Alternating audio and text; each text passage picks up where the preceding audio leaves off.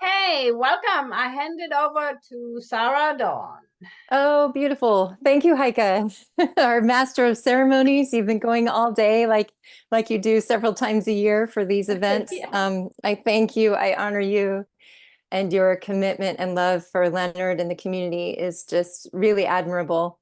Um, I'm just going to jump right into it because I'm like all heart right now. This morning, I just came back from a trip to Stanton where I got to spend some time with Heike Strombach and Peace Virginia Arnold, and had Heike here at my home for 3 weeks. And wow, it felt good to be in your presence, both of you. And it really, Heike, you personally really impacted me.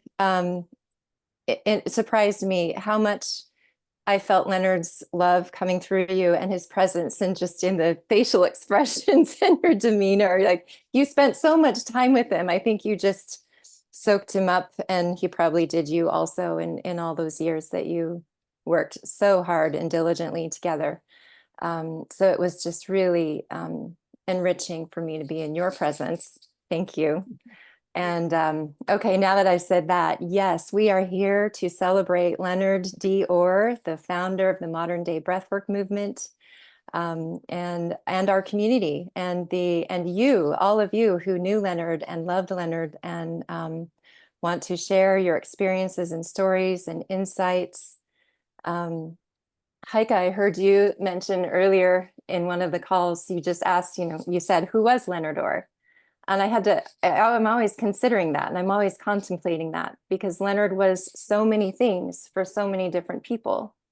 He had deep, intimate, meaningful relationships, life-changing relationships to pretty much everyone. I mean, so many different people that he knew, pretty much to everyone that he met and really worked with. Um, Those and that stayed and didn't those run that could away. stay, those that left, even, and I thought, Leonard to me was a friend and a wise teacher. I could go to him with any problems or challenges. I knew I would never be judged or thought I was weird or anything. I could share and speak about anything, and he had simple but really wise and profound insights. And he was also like an energetic vortex. It just, the things that would come up in my emotions, in my consciousness, and in my body just by hanging out with him and being around him, is a different level. It's like a different reality. And I know that a lot of people experience that as well, because his presence was so pure. And not to idolize him, he had his own karma and his own challenges in his personal life.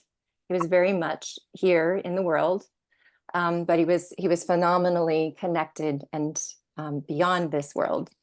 And so the transformations that we all experienced were marvelous. And I know that we can each do that for others as breath workers and as people that are working consciously with the elements and healing our own cases.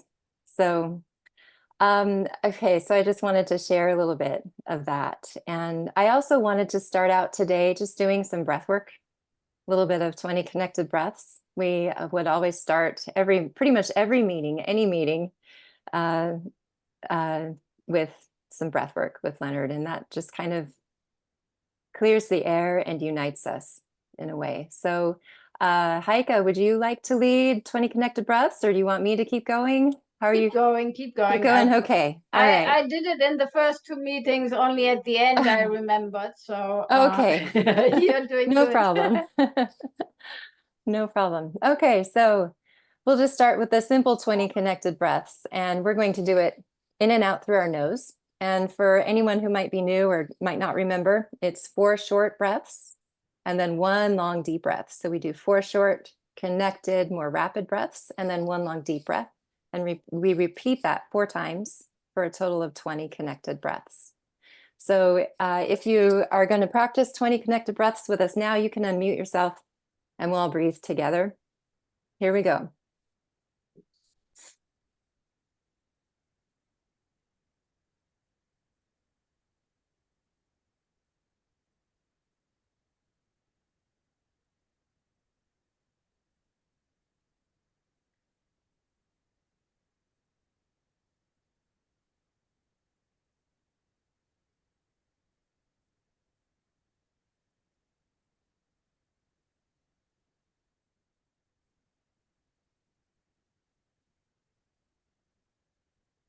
Give yourself a few deep breaths. And just notice as you do the deep breaths, if it gets a little easier as you go. This time we'll do it with our mouth open, breathing in and out through the mouth. Ready? Go.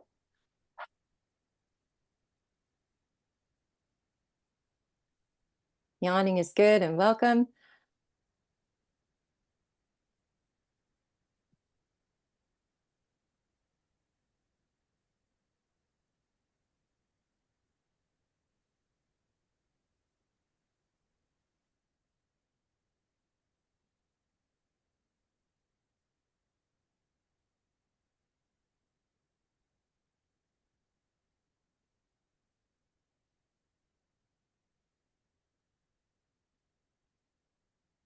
Good. Don't hold back on those yawns. Never stifle a yawn. And we're going to do that this time with our tongue covering the front of our top teeth, so in between our top and bottom teeth. This helps relax any tension in the jaw.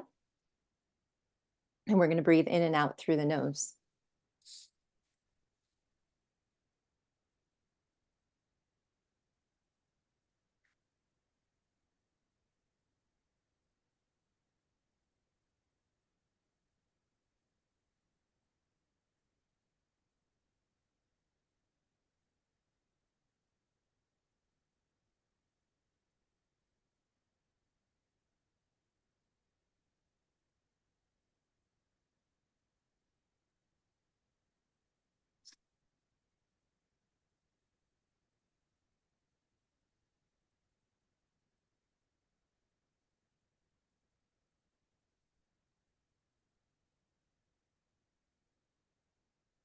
Okay, and finishing that up, we're going to do 20 connected breaths, noiseless.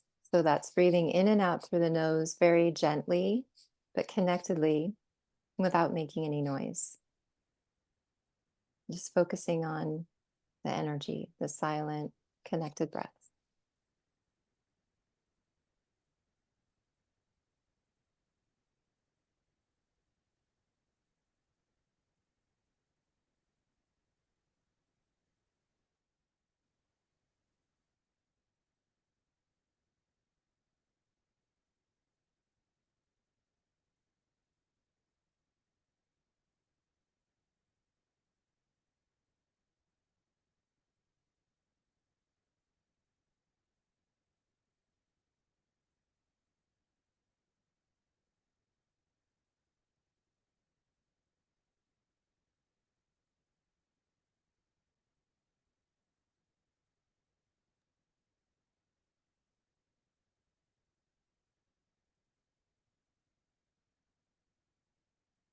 And finishing up with that, we're going to move into alternate nostril breathing. And just a reminder, it's covering your right nostril and inhaling through the left, covering the left nostril and exhaling through the right. Then we inhale through the right and exhale through the left. So we're going to repeat that whole pattern 3 times.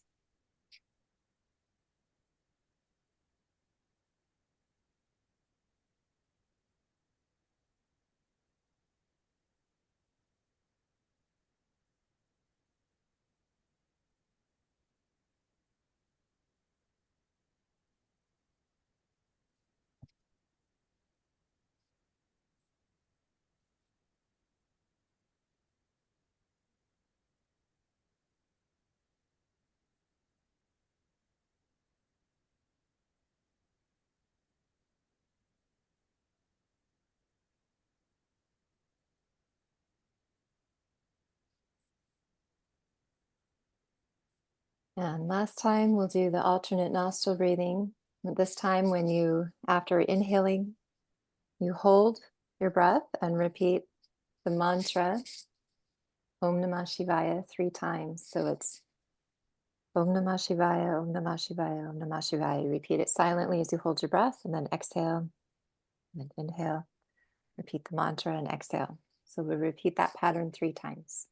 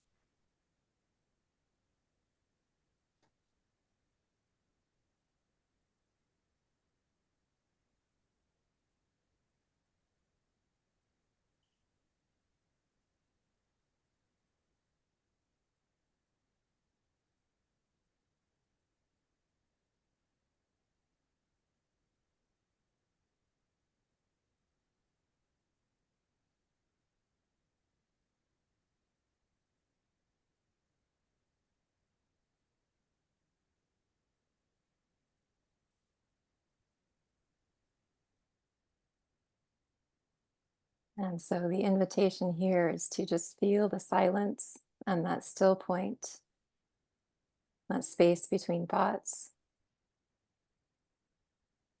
the transcendental state where there is no separation, just the pure bliss of being. Thank you. So I just invite everyone to practice these 20 connected breaths and the different variations every day and see how your life changes. Just write to us and keep us updated on how you're doing. We love to hear from people. And Peace, if you're there, I'm not sure if you're around. I see you're away from your camera, but I know you've got to leave soon. So I just wanted to invite you if you want to come on and share anything or say anything about your current visit. Hi, there you are. So I have the sound on and Okay. I'm busy doing things over here, but my intention is just to listen in. And I just want to say I love you all. And I'm here, but I'm invisible. That's acceptable. Okay. All right. Thank you, dear. Okay. Bye. Micah, is there anything you'd like to move forward with today? No, I'm happy everybody is here. Some of you I saw already this morning in the English and as well as in the German meeting. And so, yes, it's a wonderful day, and I'm happy that you all are here to celebrate with us the life and the legacy of Leonard D. And go ahead, Sarah. Well, is there anything you want to share about Stanton? Because Okay, we yeah. had our little reunion there, and wow, Well, that first of was all, we rich. all have so as a physical sign, we have a friendship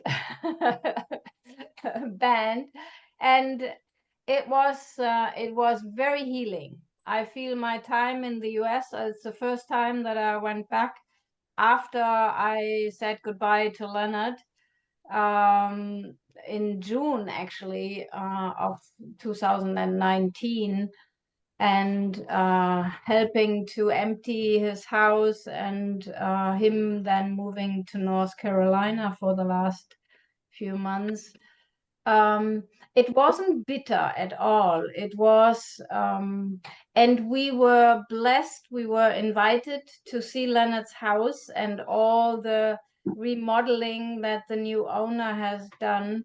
And walking in the garden, I have lived in Leonard's backyard in the wooden structure with a fire, basically since he owned the house. So that was in his first marriage already. So that was in 94 or something. So it was just good to be there and see the friends that I still have there and we still have there. And so it feels like that time is really complete for me. And I'm working on my book. And so working on my book in Sarah's house and being in Sarah's presence was also like equally wonderful. So I think my book is actually coming out next year, because it feels a lot more work. It keeps growing with me. And it's about the time with Leonard and his teachings, and also about Leonard and who he really was. And it's not easy to describe that, because in one hand he was a very challenging, unique person with as a triple Scorpio, with when he had his mind set on something, he would go for it no matter what anybody else thought. And that was a challenge to work with. But that love and that power of transformation and that openness to listening to people, so to put that into a book is an interesting challenge. And it is 30 years of my life, or 28 with him, and then of course now the time afterwards. And So he has contributed so much to the life of so many people, and I really feel that yeah, that deserves a book, a good book. Maybe a few books by the time you're through the Right, process. Because there's right. And also, I mean, like as I've written about in my book, there's your own interpersonal journey that's so intimately intertwined in a relationship with Leonard or just with breath work and the practices. So it gets yes, pretty deep. yes. Yeah. So it was really good to be back in the US, and the only thing that always seems to challenge me is like when I opt out through these machines. In the In the only country airports. that treats you really like a criminal, that's the US. I must really say Oh, so. let's change that thought and experience for you. Oh, We can transcend that, but I okay. understand. It's just Yeah, it was you have to obey the rules. So structure. Leonard never did, though. He would, so many people share that they saw him just walk to the straight front of the line and cut in front of people and walk past barriers, and nobody did anything. It was like, you know, the Jedi Knights or something. It was just, he got away with, it because he was just so peaceful. I tell you And a little story. On the one of the last flights that we did, he was already not doing so well, and I had stacked up some yogurt because that was pretty much the only thing he ate. And so we were at the German customs, and they didn't want me to let the yogurt go through. So I'm fighting with my life for this yogurt to take that with him so that Leonard has something to eat.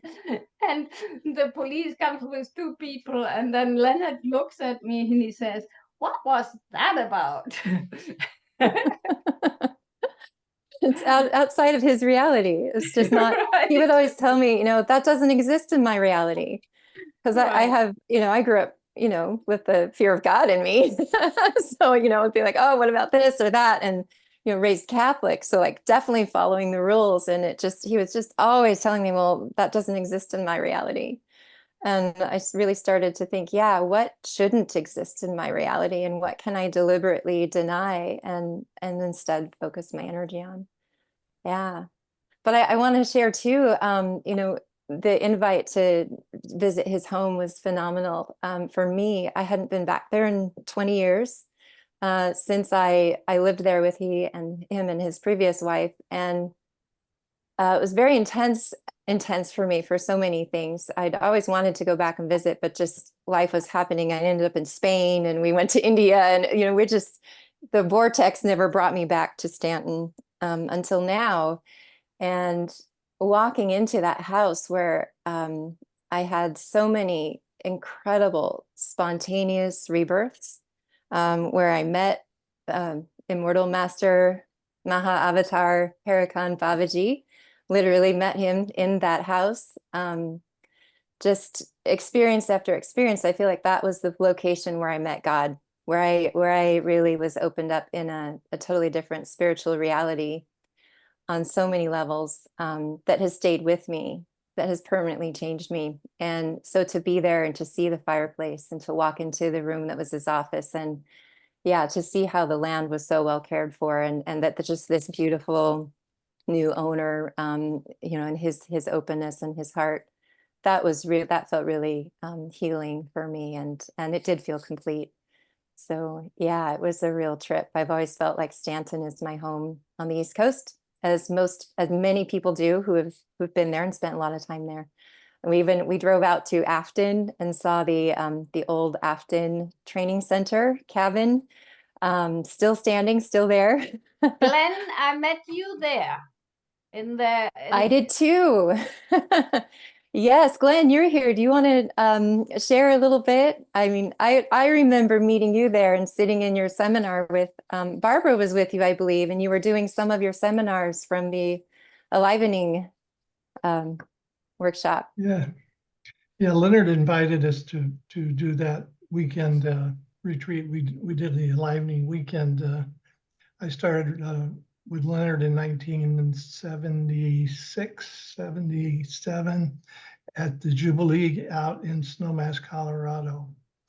I was introduced to Leonard and Sandra Ray when a chiropractor came to my town that I had never met before, but he was seeing a friend of mine and we had lunch together. And at lunch, he said, I have this book I brought all the way from Colorado.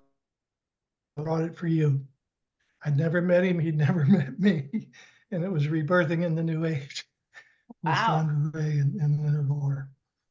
I opened the book up, and in the back of it, they had a list of current rebirthers.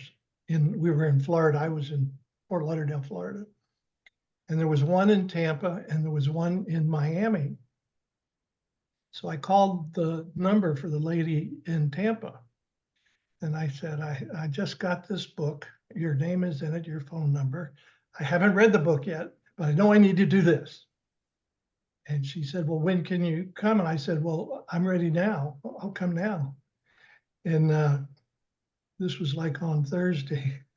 And she said, well, I'm going out of town for 2 weeks. Can it wait until I get back from California? I said, no, I got to do it now.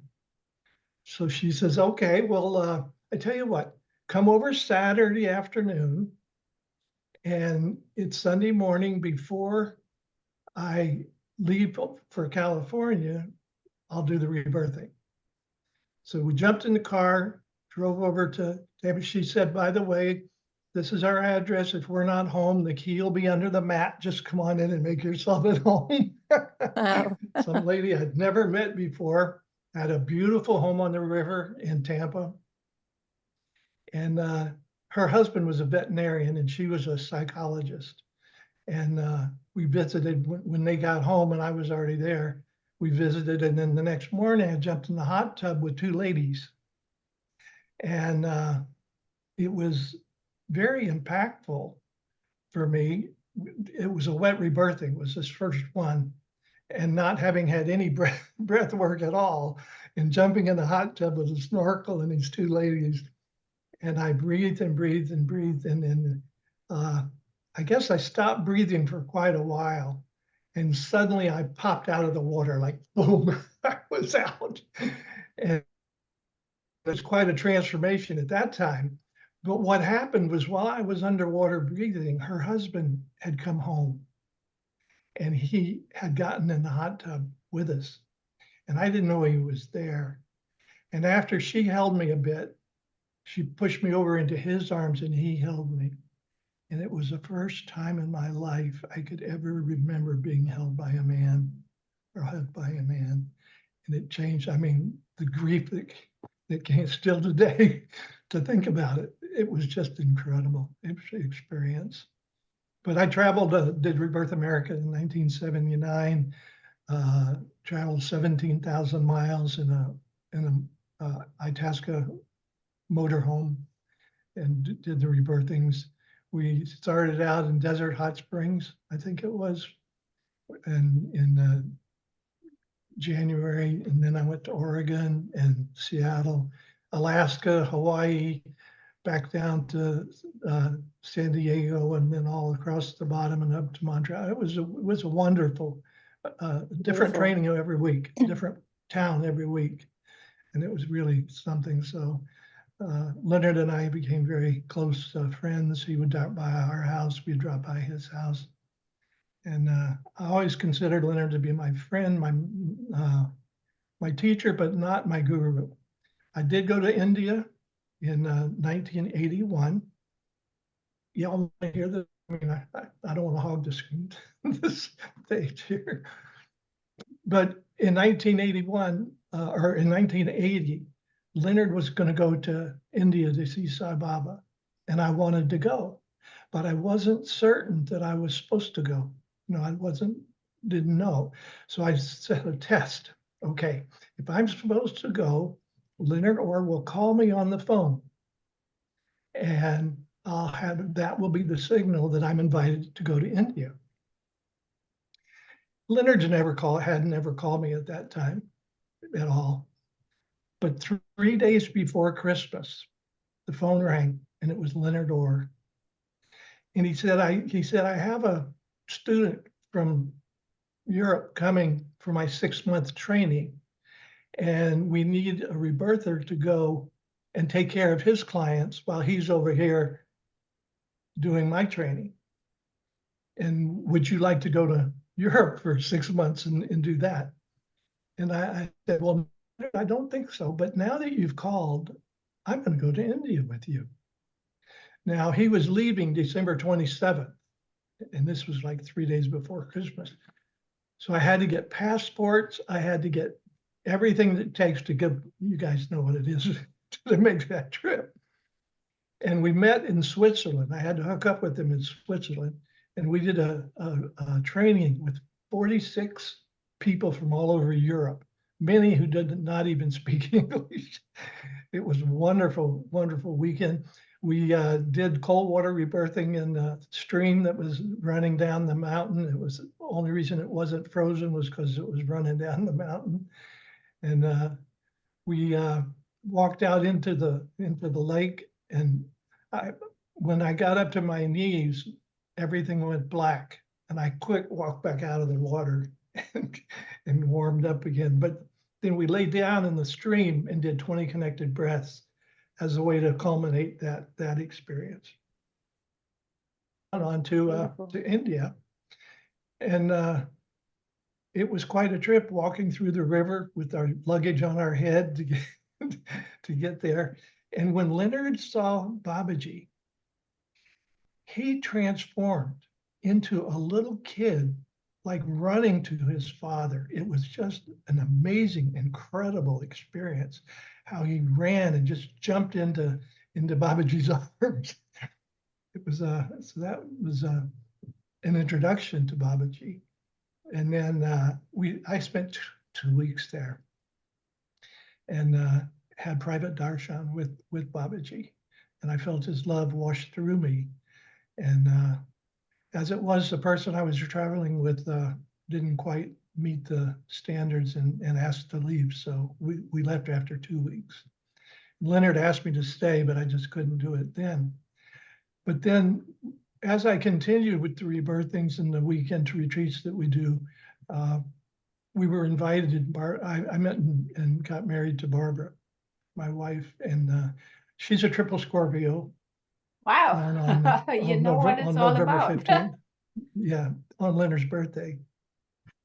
So we hit it off really well. And it was just ironic that in our weekends, I don't know if you remember, Dawn, but on Sunday morning, we played a tape of meditation songs. And one of them mentioned Sathya Sai Baba.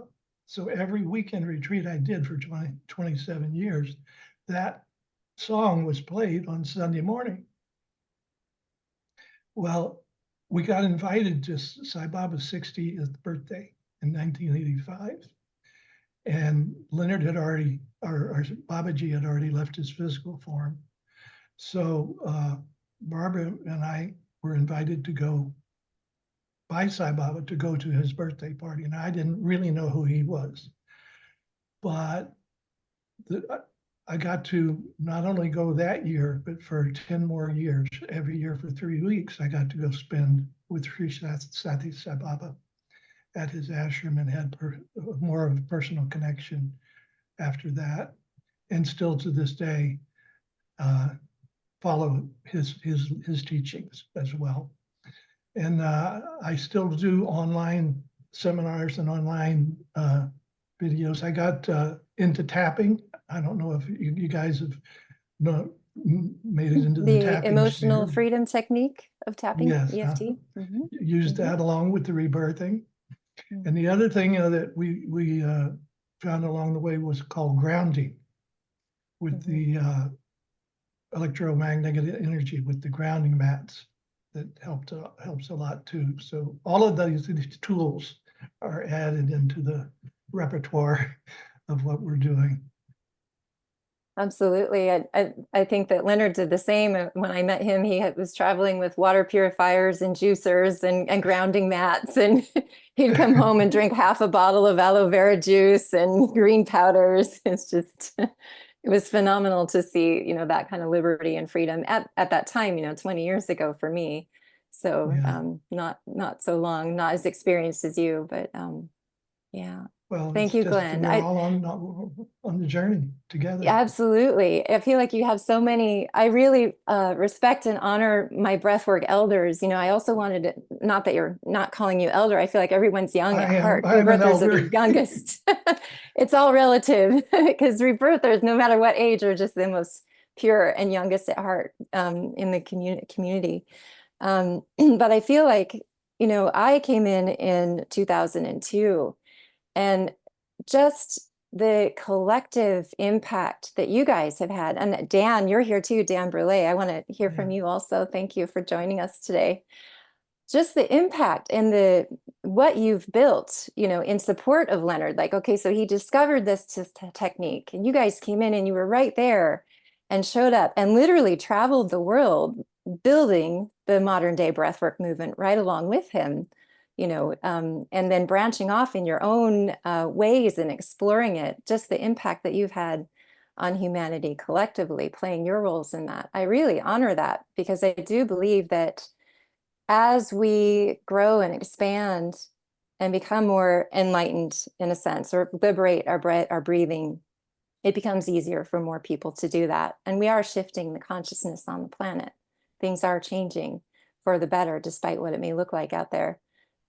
There's massive awakening and healing. And I mean, breath work is a household term. You know, it's gone mainstream. So I honor the giants that came before me and all of the work and love and dedication that you guys have just poured your lives into. I really honor that, and I'm grateful. And I want to, Glenn, I want you to hop in and share more. And I want to hop over to Dan, because I also met you in Afton. That was at my first rebirthing convention. I'm not sure what year it was, maybe 2003 or 4. I don't know, but you were there scribbling away on the on a flip chart, talking about an energy cycle, a completed energy cycle. And it was just great to feel your passion and commitment to the breath and your enthusiasm also. So do you want to share anything about Leonard specifically, since we're here honoring him today? Yeah, he was a really dear friend, and just a remarkable teacher. You know, Leonard talked about things nobody else talked about. And I found him in 1976, and Putnam, Connecticut, and then Long Island, New York. And I just started right about then, whenever he was on the East Coast, because he was traveling a lot. But I always jumped at the opportunity to spend time with him until 1979. And I decided that, well, that was pretty much it. I wasn't going to do anything else other than rebirthing at that point. I had spent 3 years learning and practicing and getting more and more passionate about it. And so he formed the Inspiration University. We were out at Campbell Hot Springs and Theta House in San Francisco. I got my first experience when I decided that this was what my life was about. I went to San Francisco.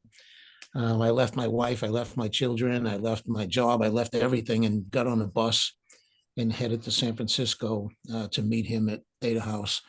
And I was so happy when I got to San Francisco that my wife and children had decided that they were going to jump on with me, and they took a plane and they were waiting for me in San Francisco when I got off the bus. So it was like a message from the universe that this is, phew, okay. I thought I was going to give up everything, but it looks like I don't have to give up everything. And but my first meeting with Leonard there at Theta House, I told him that he said, "What's your goal?" And I said, "Well, I want to live off my spirit, mind, and body, and I don't want to require anything else." And he said, "Great, give me all your money." And I did. And it wasn't enough for our year of training. And so I gave him my Rolex watch, my last souvenir from the military. I was a deep sea diver and an underwater rescue specialist in the military. And so breath holding and breath control was a big part of my life for years. And here was somebody who had discovered I would say, the ecstatic nature of the breath, who who was coming at the breathing from a completely different place than my military approach and in my rescue kind of approach. And he just turned me on. He lit me up to the spirit of the breath, and showed me that this was actually something that someone could base their life on teaching breathing and discovering the mysteries of the breath. And so because of him, I've been to 69 countries to date, and I've had my hands on 250,000 people. Probably I've had my hands on places on people I shouldn't have along the way, but you learn, you live and learn, and you grow. So yeah, he's at the top of my list. And because of him, I met my guardian angel, my true sublime teacher, and Babaji and Harikan, when we were the certification program in the late 70s was, if you want to get certified, you got to go to India and meet Babaji, because that's the source of this work. So I dragged my wife and kids with me, and they were already pretty much on board. And what an amazing experience to meet my guardian angel in the flesh. You know, I was raised and Leonard was that connection. He's the one who led me to Babaji. And I was raised in the Catholic Church, and in kindergarten, we were told that we all have a guardian angel, a personal guardian angel that's assigned to us, helps us throughout our whole life. And, you know, as a little child, that's really real. And so when I was sitting in my desk, in my class, in school, in my chair, I always left a little place on the side of me for my guardian angel. And when I went to the cafeteria, I had a little place on the side of me for my guardian angel. This was like real, you know. And then the very first day I was in Harikan, and after, you know, planes and trains and buses and taxis and hiking, we climb up the 108 steps to the ashram, and I saw this beautiful big banyan tree, and what a wonderful place to sit. And I went and sat down over there, and Babaji came out of his room. He came running over. He sat right on the side of me, and he looked at me and went, hey. And that was back in kindergarten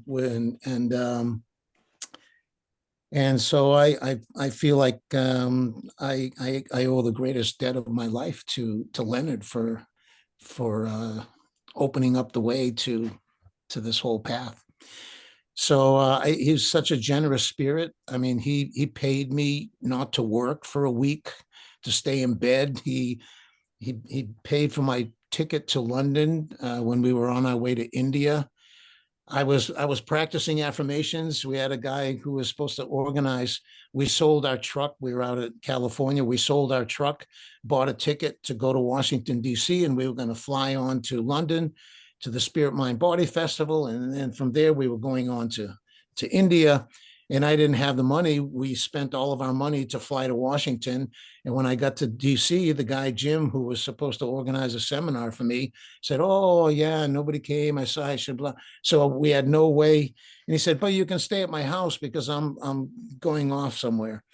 And so everyone was gathering at his house, and every day people were in groups of 2 or 3. They were flying over to Europe.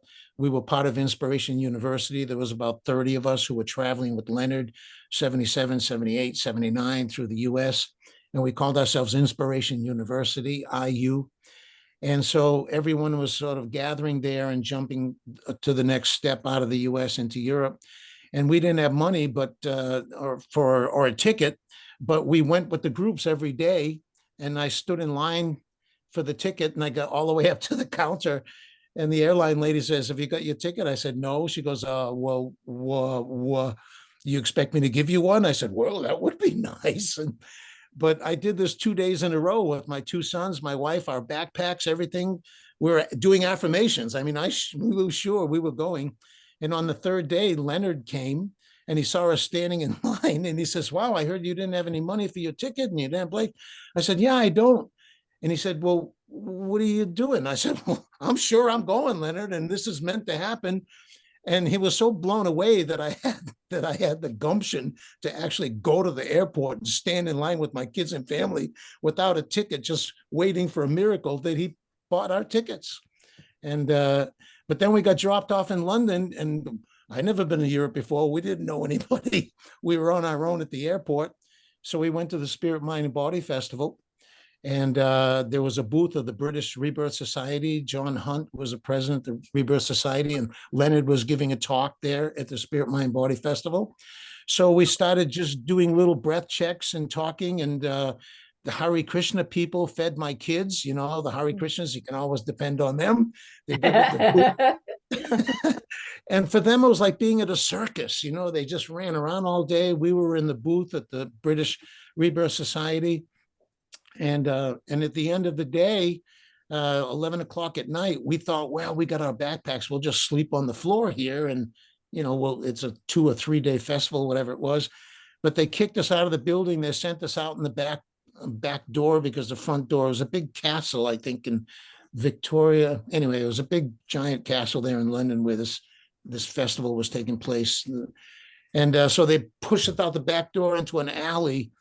And there we were, and it started raining. And so now we're like living on the street, my 2 children, my wife in London. But right at that time, a car drove by, a taxi, it backed up, and the door opened. So I went over, and it was John Hunt, the president of the British Rebirth Society. And he said, "Oh, aren't you those Americans who came over here with Leonard?" And I said, yeah. I said, where you guys staying? I said, well, I hadn't thought about that. And he said, well, I'm going to Paris for 2 weeks. Why don't you stay in my place? And so he had a taxi, took him to the airport, and he instructed the taxi driver, paid the driver, brought us back to his house, gave us the key to his house. I've never seen him to this day. I never saw John Hunt again. We stayed in his house for 2 weeks. He had a pinball machine. He had a jukebox. He had a Xerox machine. He had a big electronic typewriter. So Louise and I were making up flyers and sticking them on every telephone post around the neighborhood. And we started doing rebirthing sessions out of his house. And in 2 weeks, we had 1,362 pounds, British pounds. And we called up British Airways, said, how much is 2 adults, 2 children, to round trip to India? They said 1,362 pounds. It was like, oh my God. So then we ended up at the airport in London, and Leonard comes and he went, oh, no, don't tell me. I said, no. And I got the whole story. We had the exact amount of money. And I said, but listen, I mean, we literally walked to the airport hitchhiking because we had no money for a taxi. But we're here. We got our ticket to India, and he gave me $100, 100 pounds, which at the time was like $250.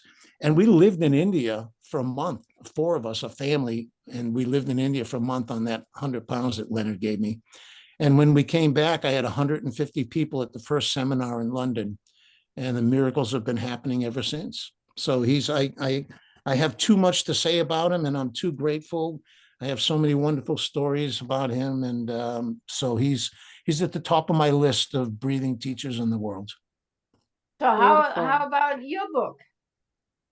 Yeah, my book, Just Breathe. It's now in 12 languages, and looks like it's the Czech publisher just got a contract. So it looks like in a year or so, maybe by the end of this year even, it'll be in Czech language. So that'll be 13 languages. And it's and I'm working on my next book on spiritual breathing. I'm a little concerned that because breath work has become so popular. When I was at University of Massachusetts, I did my first rebirthing session. My professor there, Milton Young, who was my mentor, introduced me to Annabelle Boutin. I did my first breathing session with a woman named Annabelle Boutin in 1976.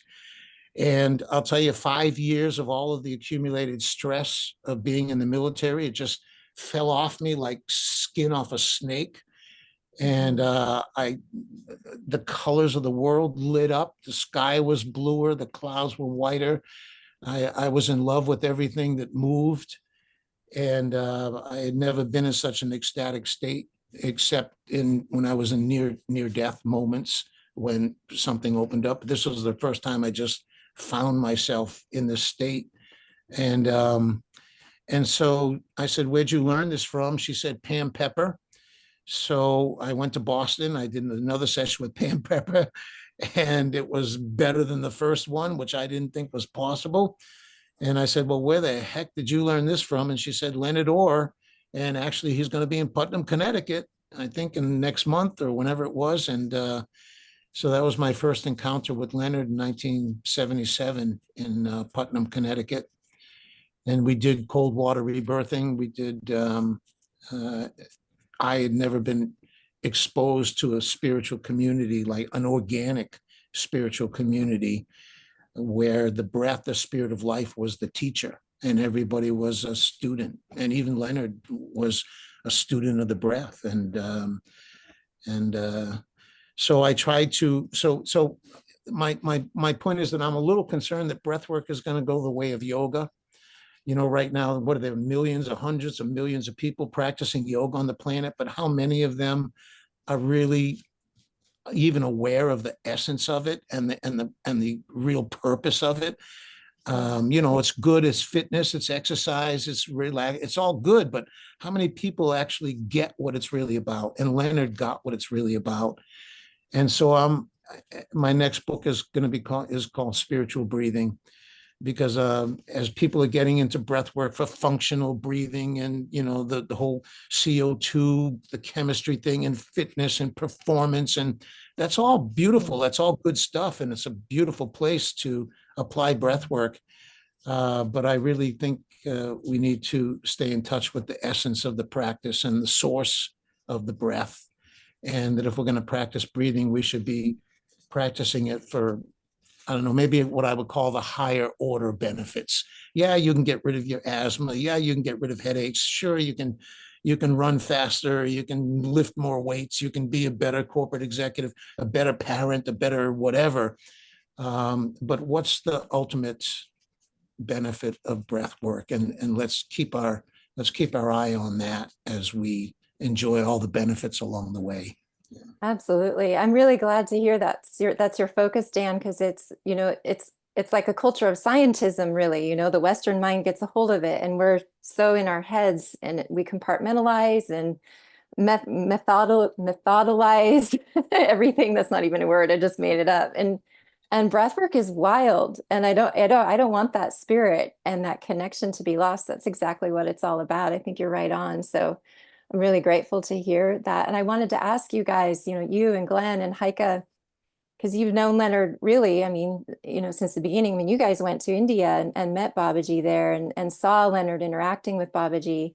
Can you tell us, I feel like we can't talk about Leonard today without also talking about Harikan Baba, because the two seem to become so integrated. Leonard's whole life mission was a mission assigned from Babaji. He really knew that, you know, it was beyond belief. That was his reality. And that's what he was here doing and was totally committed to and dedicated to. And I mean, Heike, you know his full spiritual name that Babaji gave to him. I love how you pronounce it. If you want to share that with us. But Acharya Makhan Singh Raja.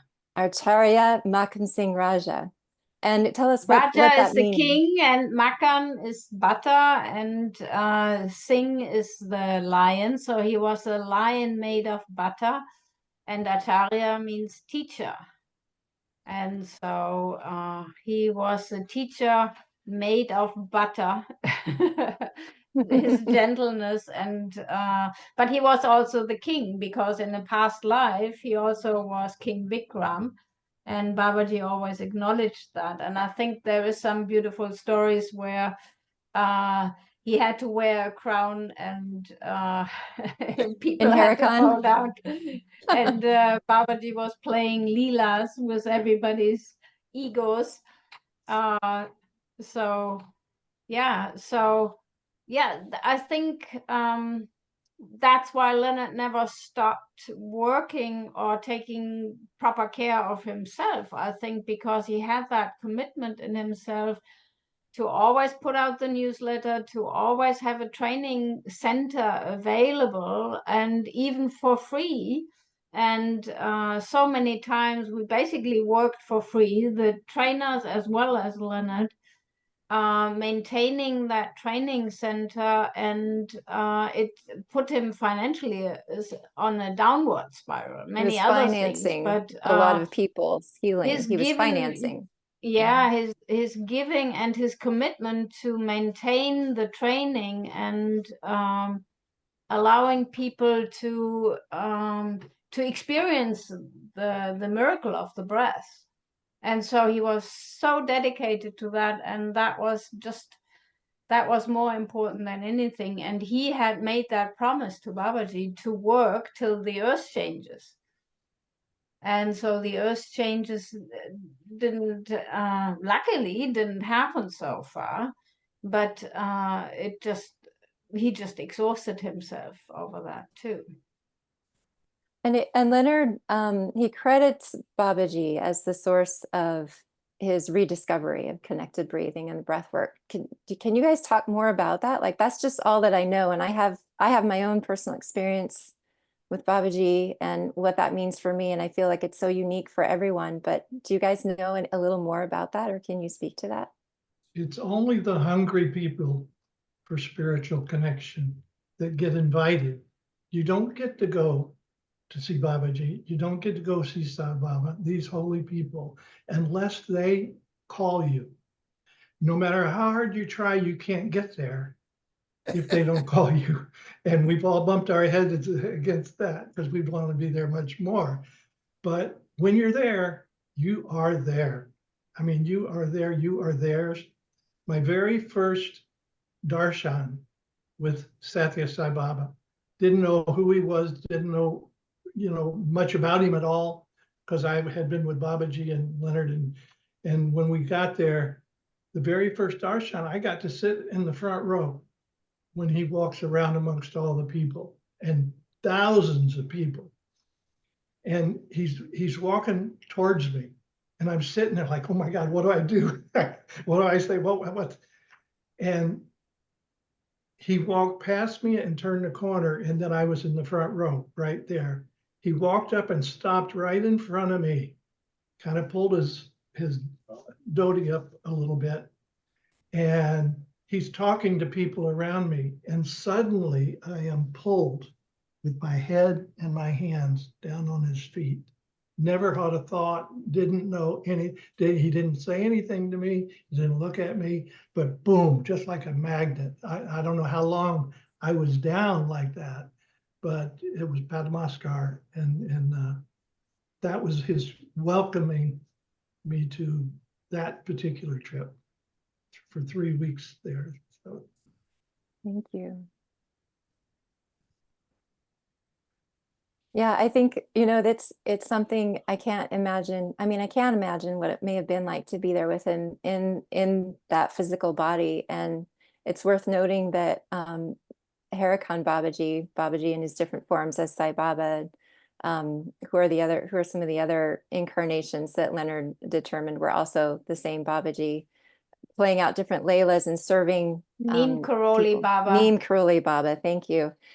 I mean, they appear to people all the time, and as real as life. They can manifest bodies. They can come in as animals, or even just anything. So we have this divine play that we can be in, and I often think it would be maybe more challenging to have met him in where he was at a location permanently. That seems like it presents its own challenges, because if you would just want to soak that up and be around that all of the time. I could imagine, like, if I had access to that, oh my gosh. But I also have to remember I have access to that, to Babaji, all of the time, because he is the eternal youth. He is always with us. He is Leonard described him as the angel of the Lord in the Bible. And his books, I think his book Physical Immortality goes more into who Babaji is and his relationship to humanity and to us.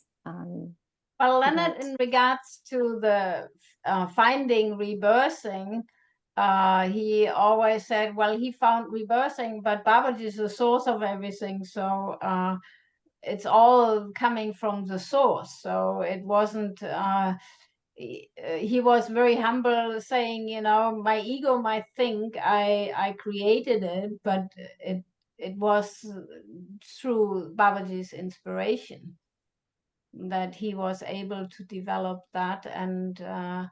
And before he went to India, he had personal encounters with Babaji, where Babaji appeared to him and in physical presence, so that Leonard felt that energy, that warm glow, as he described it, for a whole week. And then he was so intrigued and went to India. And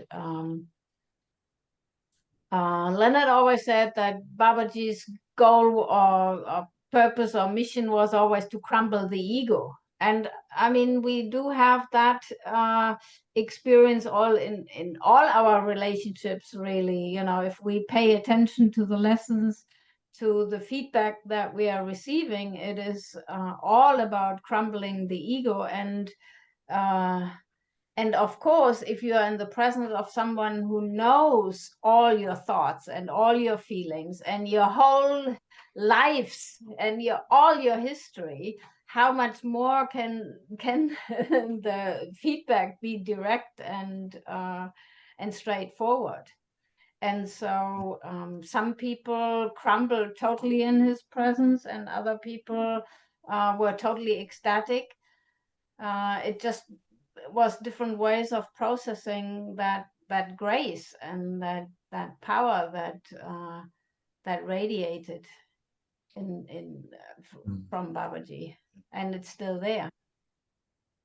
Dan, anything you like to add? Yeah, you're just reminding me of some beautiful moments with Leonard. Actually, I remember we went to Minsk. You were on that trip. I invited him to Moscow, and then we went to Minsk. And you know, Leonard had a way of taking very complicated spiritual principles and then just bringing them down to very accessible, common sense, simple things. And I remember one woman asked him about, well, what about good and evil? And he said, what do you mean? And she said, well, you know, there's positive energy in the world and there's negative energy. And he said, well, actually, there's three kinds of energy. There's positive energy, there's negative energy, and there's pure energy. And he said that positive energy was pure energy formed and shaped by a positive thought, and negative energy was pure energy formed and shaped by a negative thought. And to me, that just unlocked everything about consciousness and the responsibility that we have. And he was such a gentle spirit, and never a negative, never any thick negative emotional energy attached to anything that he said. All of his communications were so clear of emotional garbage that you could hear things from him. And even though other people had said it to me in many ways and many times, when he said it, because it didn't come with all that emotional baggage, it was just so crystal clear and so easy to understand.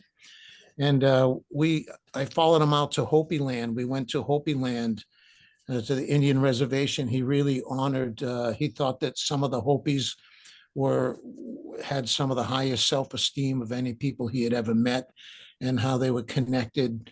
And while we were in Hopi Land, Leonard said that Babaji said we needed to go into the prison. There was a Fort Grant prison in Arizona.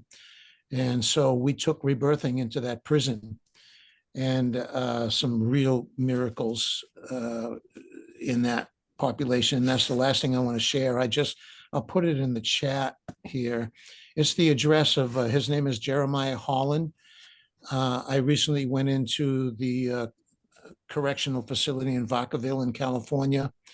And it's one of the only prisons in California that has all 4 levels of prisoners in one institution. It's very rare. They usually have, you know, maximum things and minimum and all that separated in different facilities. But Vacaville is very unique, and there's a hospice there.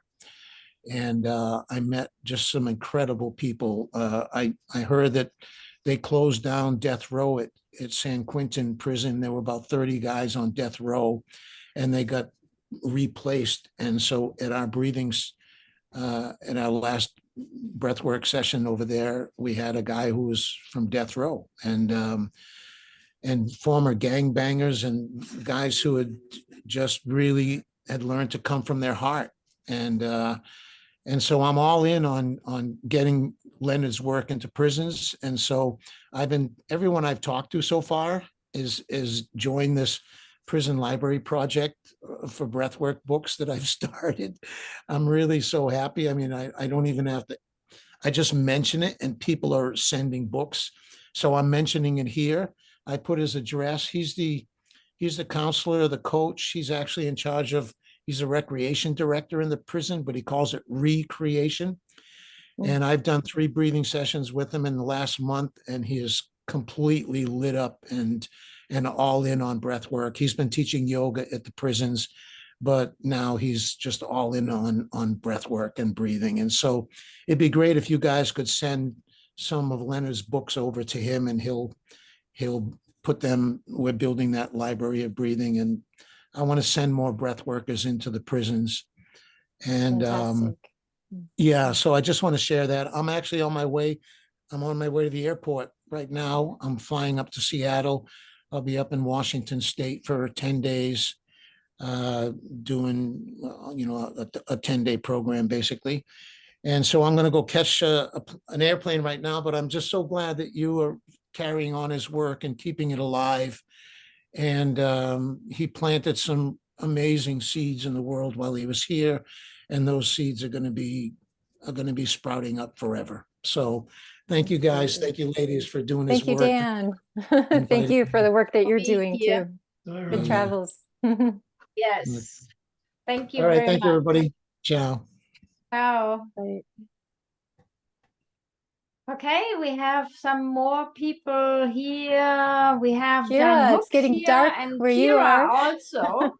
Yeah. So if welcome, any John. of you feels inspired, there's Agatha from Germany, Frank from Holland, Kimberly from the UK, and so Heidrun from Germany. So we have a few more people. If anybody feels inspired to share anything, go ahead. Or Glenn, if you have more, then we are very happy. Well, I'm just pleased to be here. I didn't realize this was happening, and I just happened to open the computer, and there you were. So, do you get our newsletter? I do get a Facebook post that you do. I do. So I have been keeping in touch, but I don't participate too much in it these days. But I'd like to share that there were 2 events that have happened in the rebirthing community. One with Leonard and one with me. Back in the 70s, there was this group called Certified Rebirthers. It was a certification process that you had to go through in order to be a certified rebirther. And there were like a dozen certified rebirthers in the first group. And so Leonard and Sandra were like credited as being the founders of the rebirthing breathwork movement, that they together came up with it. And they wrote the book together, Rebirthing in the New Age. But they got into a disagreement, I guess, difference of opinions. And they were all certified, and Leonard was certified. And then the group decertified Leonard Orr. They decertified Leonard Orr because of their parental disapproval syndrome or whatever it was. And so then later on, I got certified with another group of people that got certified. And so I got a certificate from Rima Bastar saying that I'm a certified rebirther. And then they had a Jubilee out in, I think it was Snowmass, Colorado, that we went to. And the first Friday of the session, there were about 30 or 40 of us in the circle. Every person got roasted by all the other rebirthers about what they thought about them. And I wound up getting decertified as well. So Leonard was decertified and I was decertified, and kept on doing what I was doing anyway, because rebirthing was one of the tools that I was using. And Sarah, you were able to come and be with me for one of those. That was really a treat to lead one of those retreats at Leonard's place. At that time, you had your head shaved. So, I did. so My hair was, I had a pixie I cut. didn't recognize you later. Yeah, that's fair. I wanted to ask you, did you go to the Unity Church thing Saturday night of that session? I don't think I did. I was Oh. deep in my own process and I was camping in the woods there in Virginia with all the bugs and the snakes. And I don't remember why, but I didn't make it to the Unity meeting. Was that Okay. when we had the song contest?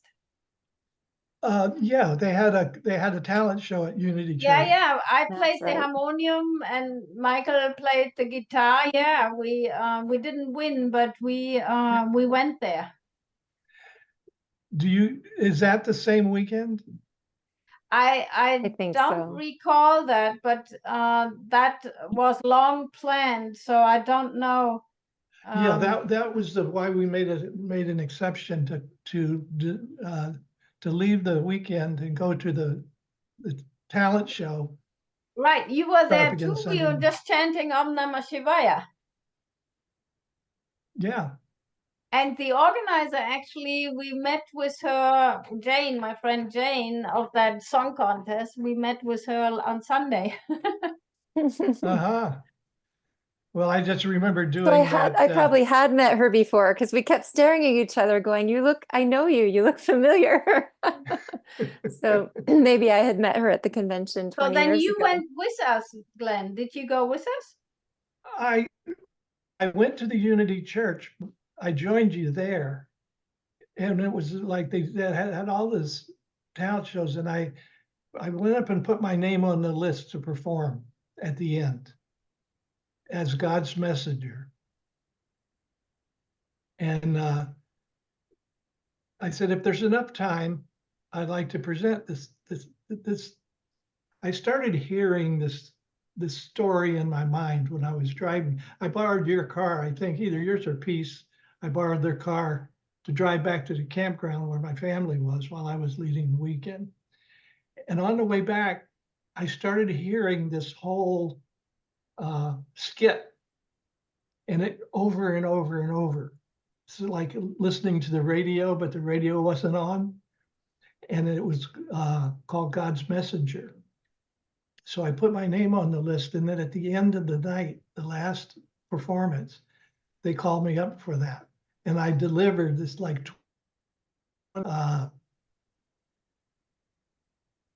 it was a skit. It was like God talking to us.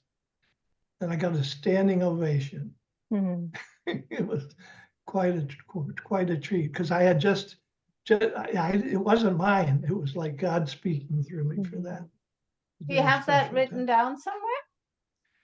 I do, as a matter of fact. In fact, I went to the studio later on, and I recorded it in the studio. Oh, we love to hear that. Wonderful. We would love to hear that sometime. Yeah. Well, I can. How about I email you the text? Wonderful. Yeah. That's good. That'd be great. So and then you can do with what yeah. you Agatha had the question if you have any stories or what was it like to be with Babaji. So before we go on to the next person, maybe you have something that you would like to share, especially about the meeting with Babaji.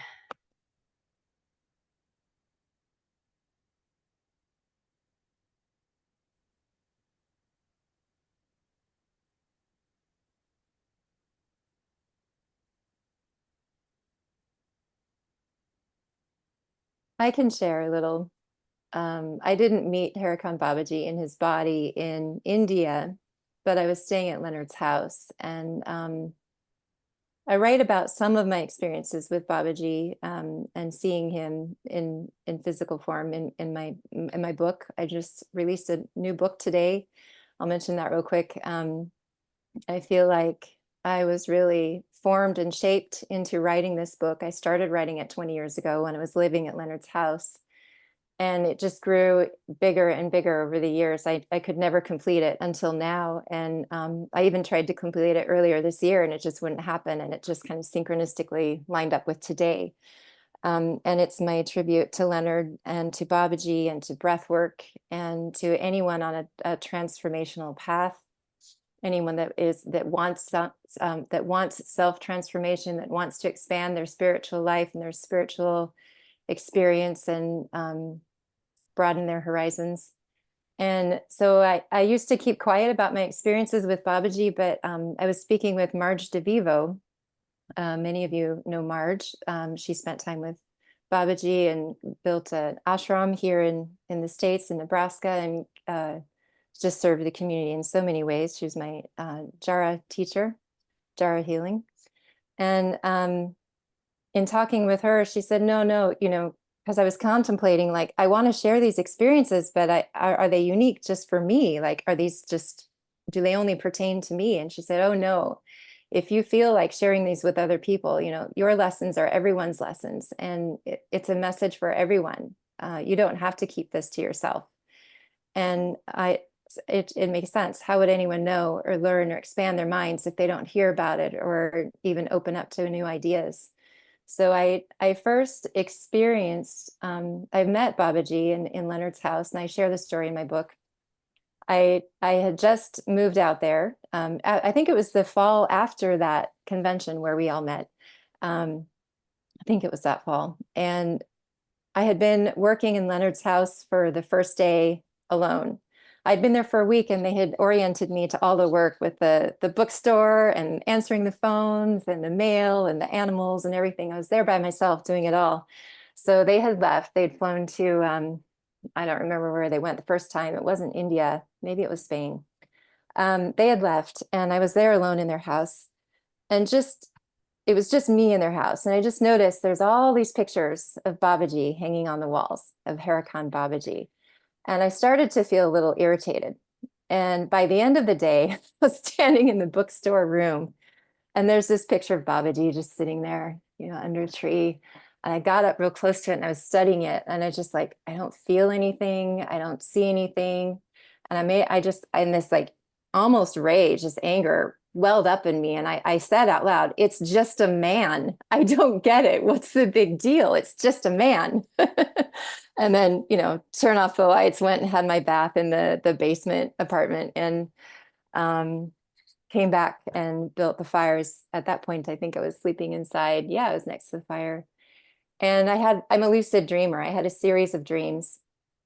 But the last dream, lucid dreaming is as real as life, but this had a different quality beyond any lucid dream I'd ever had in my life. It was physical. It was physically real and more vibrant and more energy and aliveness than I'd experienced before. And Leonard had a dog named Sati. And in my dream, I saw a Sati, but she was as big as a bear. And I loved this dog. I had a good relationship with her. So I ran up to her and I gave her a hug. And she turned into a grizzly bear. And I couldn't get away and hear it like a grizzly bear, like a full-size real life. Can you imagine being in the arms of a grizzly bear? I was terrified because this was beyond the level of dreaming. I was physically there. And so I started to pull away and she squeezed tighter and I pulled away more and I started to feel like I'm going to die. I know I'm dreaming, but I'm going to die here. And she bared her teeth and started to scrape my neck a little. And I thought, either I die now or I face this. And I got the message, just look her in the eye. So I turned and I looked at the Sati bear in the eye and immediately she transformed into Babaji in his youth body, how he first appeared at Harakan. And he was sitting cross-legged. He had his hand on my cheek and was gazing into my eyes.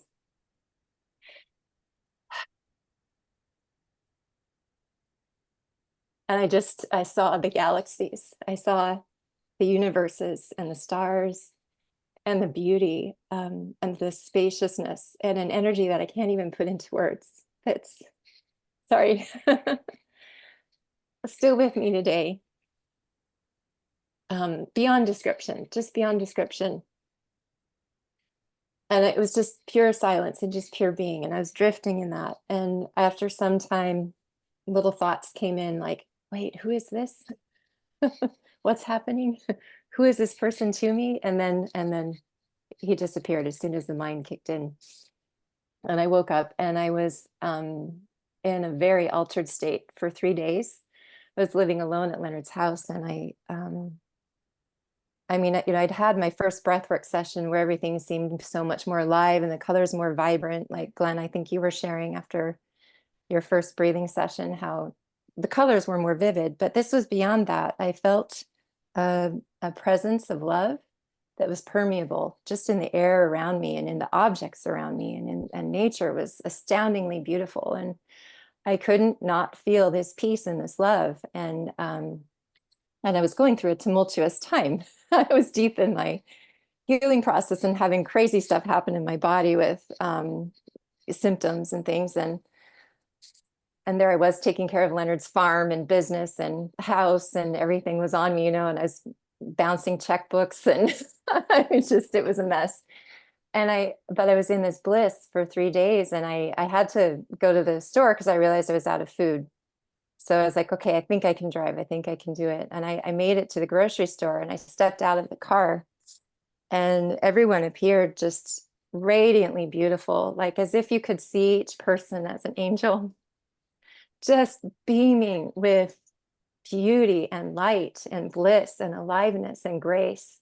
And that it was like I was seeing their natural divinity.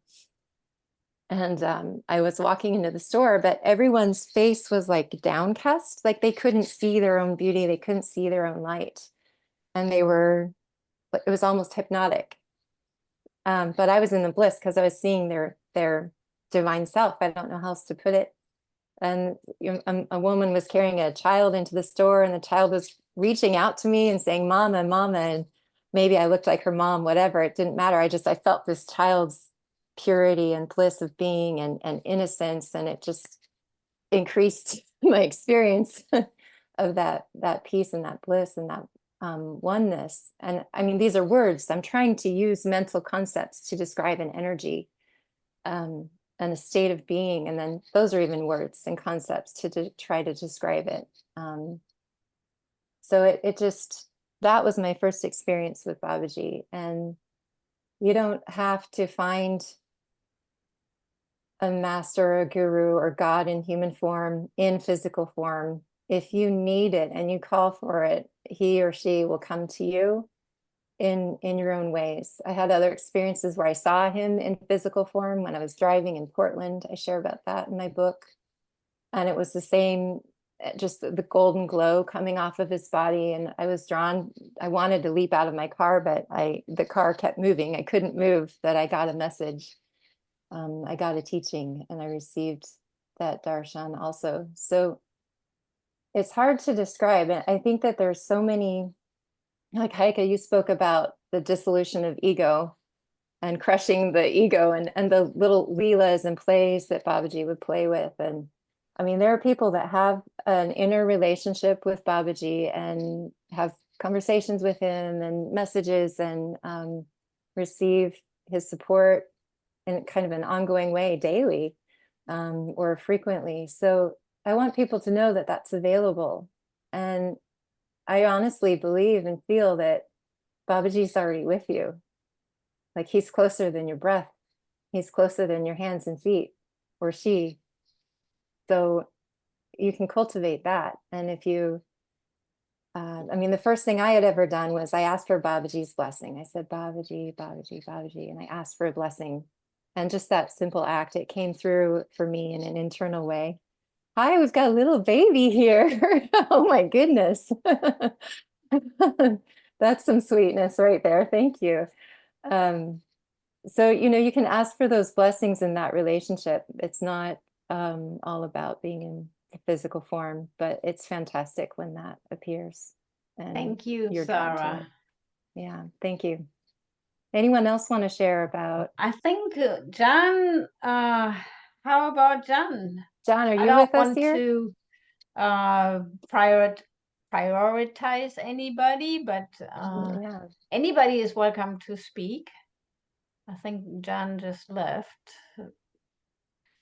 So anybody is invited to share more. Well, I think our journey as human beings is to become as soft as a butterline, you know. So we all supposed to be like butter and formable, or so without resistance, so gentle and loving with each other that we don't need to resist life, and then everything will just fall in place. And for me, Leonard was the one who pointed out where I wasn't like butter, where I was dense and tense, and and he kept saying, just relax, just relax. And for a German, that's a challenge, you know. So it's like the tension is jammed into the body, and to become gentle and soft, we have to let go of all our defense mechanisms, all our ego traps and thoughts that we have, who we are and who we are supposed to be and who we want other people to see in us, you know. So, and when I see the community over the last 5 years, but over the 33 years that I've been involved, the transformation that we are all doing is just incredible. It's just so beautiful to be in this spiritual community and supporting each other, and watching and participating in each other's successful progression in life. Jan is back, so anything you would like to share on our special day here to celebrate Leonard? You've been a good friend with Leonard, and welcome. Thank you, Heike. Yes, I wasn't even thinking about sharing anything. I just knew that we were celebrating, and I wanted to hear all the good stories. I recently had a chance to go up to the Albany, New York region near where Leonard was born, or is it? Near Walton? Yeah, I was right by there recently, and it started bringing up a lot of his presence to me. And what was so cool is I went up there to share breath work with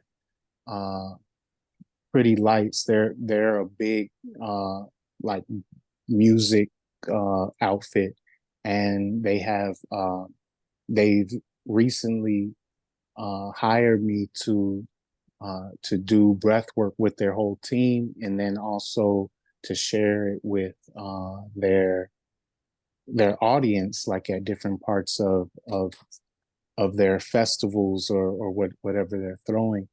And I actually started producing some music with them, and we sampled that song Babaji by Supertramp, that Leonard, you know, he put me up on that song, and we made a new song out of it, and they played it to you know, like 10,000 people that night. And to me, it wasn't anything super, you know, like no super synchronistic thing, but just to be in the region where Leonard, to pass through the region where he was born, and then to watch it come full circle with, I'm sharing breath work to all these people, and they're playing this Babaji track to all of these people. And that was pretty impactful for me. And even though it's just a little thing, it's nothing like you know, seeing a God come out the sky or nothing, but just those little messages and connections speak to the aliveness of Leonard in our lives. So I have a baby on the way. My lady is between the tub and the bed right now. And Congratulations. thank you. Yeah, it may happen today. You know, her Oh, contractions are Oh, three wow. three wow. minutes apart about, Okay. and so it could be on Leonard's disappearance day. So I'm excited for that. And the last thing I'll say is the last time I saw Leonard was with Glenn Smiley. I was up there in Mm. Wisconsin with you, and you had that that little program.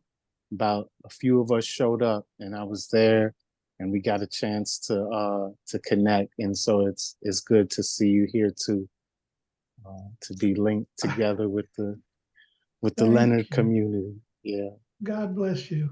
yeah. God bless you and your wife and your baby. Thank you. Yes. Yeah, we'll be sending good vibes your way today. Thank you. Yeah, I talked to Tanya,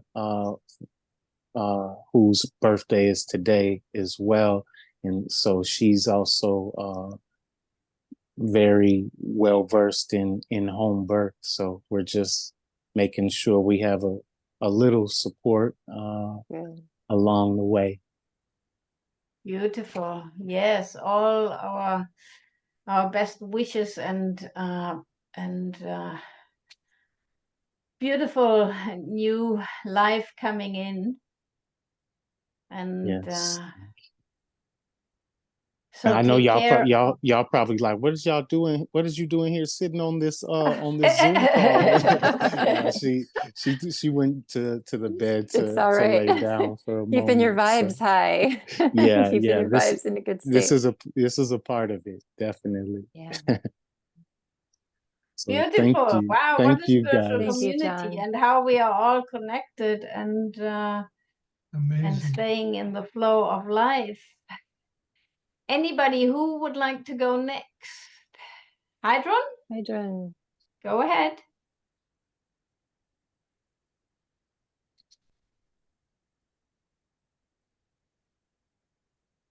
Shall I unmute you or you Hello. did? Okay. Okay. I feel a little bit nervous about speaking here in the round. But on the other hand, we are talking about Babaji, and just in the last days, it came to me that he was guiding me, even though I'm not seeing him as Sarah is talking, but I'm have a connection of talking, or that he says me do this and go in this direction or something like this. And so it was that I had the feeling when I had read in the book from Leonard about the angel of the Lord, that was 3 days ago, that he had written that Babaji can be with us in form of an animal maybe, or in different forms. And on that day, I saw a little butterfly in on the veranda, and I had the feeling that this butterfly was blessed by Babaji in a way. And I spoke with it in my inner way. And then the butterfly flew next to me and stayed very kind with me. And later I got the message on the next day from Babaji, go into the Holy Land. That is the land above Heike Center, where I had been with Leonard often. And I always had the feeling that there is such a wonderful energy, and it is a blessing to go to this landscape. Normally, I wouldn't go there, but I was doing a training by myself, doing rebirthing fire and all these things for 9 days. And then I thought, okay, I go there. So that's a piece of land, just to fill everybody in. Leonard loved to go for walks, and so there was this forest. I mean, everything around here is forest, and so there was one particular piece that Leonard felt that is has a very special energy, and so he was thinking maybe we should do some vision quest or have Doonies out there. he decided later against it because he felt ladies out there in the forest wouldn't be safe. So, but that's the piece of land that Heidrun is referring to. And I also went with him there, and I remember the first time I went to him, that was exactly the same day as today, the 5th September 2007. And maybe I should tell now this story. On that day, I said to him, before we were talking about our past life incarnation and all this stuff, maybe some people knew that we had found out that I had been the mother who had born him in my last incarnation. And so that was 4 days before. And on that day, we were talking with one another, and in me came up a lot of feelings. Wow, I couldn't be that mother that was so bad to him. How could that be? And all this drama came up. But on the way back from the supermarket, I had the feeling we have to go in this wonderful land. It's so wonderful. And do a little walk. And so he said he knows a way where we could go. And we came the first time into this wonderful land, and it was a real blessing to be with him there. And it was for me to be like paradise. So I wonder a little bit why he had died, at least at that day, but maybe he has ascended to paradise also. But for me, to come back to the story from the Sunday, it was to go into this land and take that walk and look for it. And I saw it has changed so much. It has changed so much. Trees were cut. The water place is finished. There is no one really caring for the wood or something as it was before. But in a way, the inspiration from Babaji was that the holiness of the land is kept in some places. There is holiness still. And also it was a way for me to remember all these wonderful things I had experienced through Leonard and my 19-year relationship with him and all these blessings. And so there was also thankfulness in me, and it was a turning point in a way. And I had also this teaching from Babaji, go to Heike's center and ring the bell and ask for her, because we had not met nearly for 2 years. We had not much relationship, but I thought, okay, when it is like this, I will ring the bell and ask her if I can do a rebirthing session with her. But then the sister opened. My sister. Said, yes, her sister. And she said, Heike will come back 2 days later from USA. And the uncle is a little bit ill. I don't know if we can get her from the train and like that. So I thought, okay, maybe I have to get Heike from the train. And I was in the feeling, I'm following the way Babaji is showing me. So I asked for giving Heike help.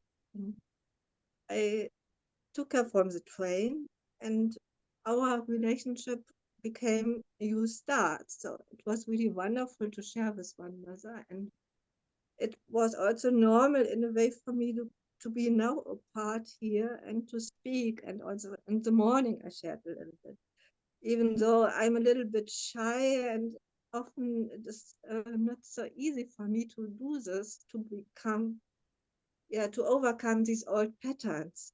But just I feel I have to share a lot, because my relationship with Leonard was 19 years, and he was really such a wonderful teacher of love for me. And this morning I had put out letters from him, and I feel maybe I share just a part of that what Leonard wrote to me in 2000. Yes, definitely. And I highly encourage you to put all that in a book, because you have such a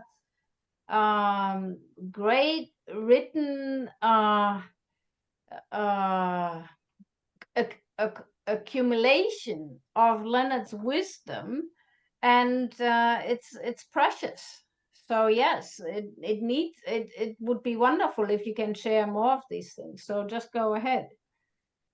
Yes, I feel it is starting to that I become more ready in this direction. Just I always have kept all times I have been with Leonard on tapes, or with writing in diaries and with photos.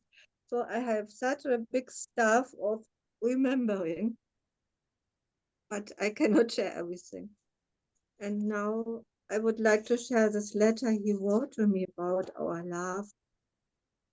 That is from 2001. At that time, he just had this cancer problem in the Hoxie clinic. And then he is also writing about Babaji. At that time, we had not known that there would be that past life connection with mother son, and that came in 2007. That was later. But we had this loving and deep connection with one another. And often I was in doubt about this. I had not always the trust in him. But just when I read this, I see that he has always confirmed me and wanted to support me, that I believe in these wonderful love guidance he gave to me. And so I feel really blessed to read this again. And I will share a little bit. Babaji is the source, yes, Babaji is the source of all love and energy. But we are one with him and can also play in this energy, life and love, and give it to each other. I enjoy giving and receiving love and bliss with you. As long as I stay tuned into the source of life, we can give this love to anyone who is willing to receive it. Yes, it is getting stronger in the world, and the Bible prophesies that one day all will enjoy together. Until that, we who know it are nourished by talking to, writing to, and supporting each other, and feeling each other. Distance, as you know, now know, is not a hindering factor. All life is one. You are just another thinking, feeling center in me, and I in you. It's fun, isn't it? It's so nice to read it again, and it shows how wonderful he was with sharing his love energy and also writing about it and supporting in this. Yeah. Thank So you very I'm much. so thankful to Leonard and his wonderful immortal love, and I'm very happy to be here together with you today. That is really beautiful and precious. Thank you, Heidrun, for sharing that, sharing his words with us. The letter. We have about 10 more minutes because at 8 o'clock we have the Spanish meeting. And so if anybody feels inspired to share anything, please put your hand up or give us a sign. That Glenn, okay. Yeah. Anybody else? Okay. Go it's ahead, yours, dear. Glenn. There was a time where I was doing one of my weekends, and it was a Saturday night. It was about 1 o'clock in the morning, and I didn't feel my connection, in this case with Sai Baba. And we had a number of people we've taken to India to be at his ashram. And I said to him, I said, Sai Baba, I don't feel our connection. It's been a while since I've been there. I don't feel show me a sign. And he says, well, what sign do you want? And I said, well, I don't know, maybe some vibhuti on the picture that often gets promoted, that he often does, or something that I'll know it's really from there. And then I laid down. About 10 minutes later, the phone rang. And it was, Mr. Smiley, Putti Party calling. Putti Party calling. That's Sai Baba's hometown, is Putti Party. And it was two of my clients that had gone over and had just had an interview with Sai Baba, and they were calling to share the vibes from that whole experience. So my sign happened. couldn't much miss it. It was Buddha calling. Can't get much more clear than that, right? Yeah, yeah. That's gorgeous. Hmm. Anybody inspired to finish up here and share anything? Well, Heike, we can wrap this up and let you get a little break before the next I don't have to do facility. much. It's Spanish. I will Okay. barely understand and listen to what they have to say. Okay. I'm just holding the space and be invisible. Well, I just want to share, just some logistical things, resources for you guys. I don't know if everyone who's been here is on our newsletter list. But if you want to be informed about our events, you know, we hold this every year. We have Physical Immortality Day on November 15th, which is Leonard's birthday. And we have we participate in World Breathing Day with the oh, what is it? Help me out. IVF. IVF, thank you. Inspired. International Breathwork Foundation. So we have a lot going on. We're trainings and you know, working to keep improving the quality of rebirthing breathwork as Leonard taught it, and really preserving his teachings as Heike has taught for 28 years as well through your organization. So you can find us at rebirthingassociation.com and get on our newsletter there, see our list of events. If you want to know more about Leonard and his personal life and his journey of rediscovering breathwork, you can go to leonardorbooks.com. And on there, I have a series of interviews that I did with him on many different topics. So these are audio files. They're MP3 files that you can then download to your computer. And I'm working on transcribing them as the next book project. So it's a video series that I created and built with Leonard. And there's one titled A Special Interview. And in that one particularly, he talks about his childhood in Walton, New York, his first teacher, Joel Toish. He talks about working as a consultant to Werner Erhard of the EST trainings, which have now become Landmark. He talks about his meetings with Stanislav Grof and giving him some sessions. It's a phenomenal interview. Really, he's just so open in it and authentic. So it's a wonderful little gem for us there.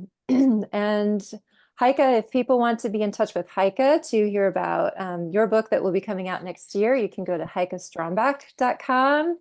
I'm excited to read it. I can't wait. And then if you'd like to read my book that is released today, it's called Rebirthing the Phoenix, Embodying the Goddess Through Rebirthing Breathwork and Immortal Master Babaji. And that's available at sarahdawn.com.